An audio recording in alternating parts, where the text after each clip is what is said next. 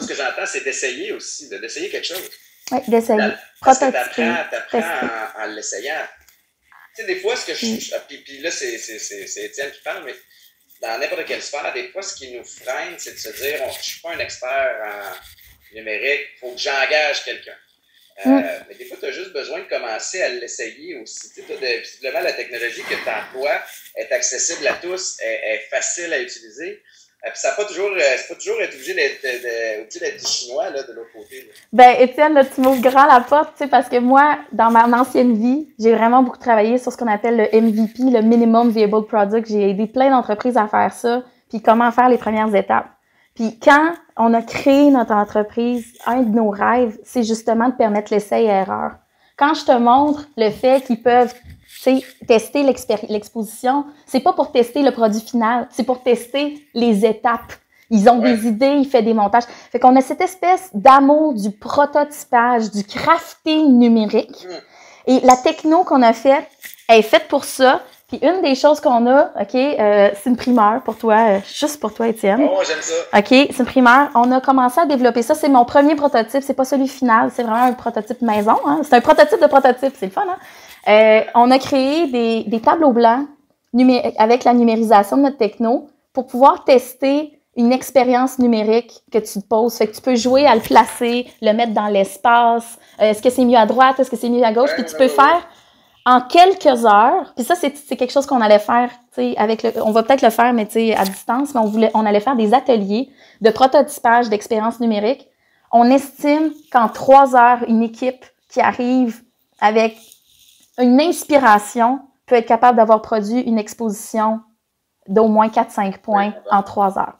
Mais c'est extraordinaire. Puis ce que j'aime là-dedans aussi, puis ce que j'entends, c'est, puis à ceux qui nous écoutent, j'espère que vous comprenez ce message-là aussi, c'est de trouver le moyen d'apprécier le processus, pas juste viser le produit final ou la destination finale, c'est d'apprécier le grind, d'apprécier, de trouver une valeur dans les erreurs qu'on va faire, puis ensuite de ça, de réajuster le tir. Tout ça, cet apprentissage-là est phénoménal. Il faut que tu trouves le moyen de l'aimer.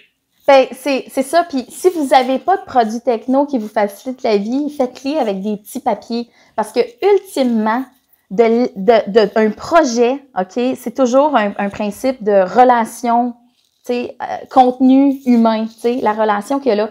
T'sais, avant de faire un intranet, je dis ça souvent, avant de faire un intranet, mets donc un babillard dans la cafétéria puis vérifie si les gens se font des petites annonces, tu sais. Sinon, ben, tu sais, t'as peut-être un problème plus profond qui est ta culture, là, tu sais, d'entreprise, fait que, ou qu'elle veut pas collaborer. Fait que, souvent, tu peux couper un projet puis le ramener à une expression tellement simple puis le tester sérieusement avec des petits bouts de papier. Les premiers clients, les 4 premiers clients de My Smart Journey, là, OK, j'ai fait un pitch, là, on filme avec notre cellulaire, mais mettons que ça, c'est mon cellulaire, énorme cellulaire. J'étais arrivée, là, je te jure, là, j'ai dit, hey, imagine, on va quelque part, puis là, j'en avais même pas parce qu'il était pas arrivé, puis là, on a des NFC, puis là, quand tu mets ton cellulaire dessus, paf, il y a quelque chose qui apparaît! Genre, ils ont fait, tu l'as-tu fait? Pas encore!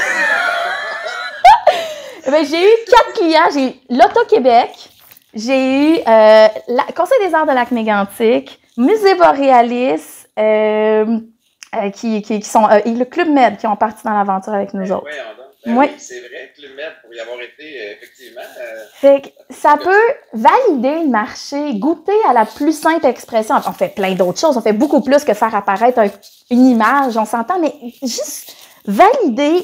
Est-ce que ça sert à quelque chose? Puis c'est quoi la perception de valeur que les gens ont de ça? Moi, je pensais que les gens, la perception de valeur de notre système, c'est que au niveau de l'expérience pour le visiteur, c'est vraiment awesome. Tu sais, tu télécharges plus rien, tu n'as plus de login, tu n'as pas besoin d'avoir d'espace dans ton cellulaire, ça capte pas tes données. Tu sais, c'est comme juste, c'est cool. Mais en fait, à vendre avec mes clients, ils ont dit, ben, oui, ça c'est cool, mais tu sais, ce qui est vraiment cool pour nous, ils ont dit, c'est qu'on est capable de collaborer sur la même plateforme sans avoir aucun apprentissage. Fait qu'il n'y a jamais de « Ah, elle est partie en congé de maternité, on ne peut plus rien faire » ou encore « Ah, je ne sais pas comment le faire ». Ben c'est ça, ils m'ont dit après 2 semaines juste d'utiliser votre plateforme, on considérait déjà qu'on avait rentabilisé notre temps, notre investissement. Fait que là, on a fait comme « OK », on ne s'attendait pas à ce feedback-là. Puis, c'est toutes sortes de petits détails comme ça. On s'est rendu compte que quand les gens nous achetaient, tu sais, mettons qu'ils nous testaient puis ils nous achetaient, ils nous le disaient avec un sourire comme si c'était Noël. Puis on était comme, ben voyons, tu sais. Mais ils s'offraient tout d'un coup une liberté. Plus de TI, plus de designer web. Wow!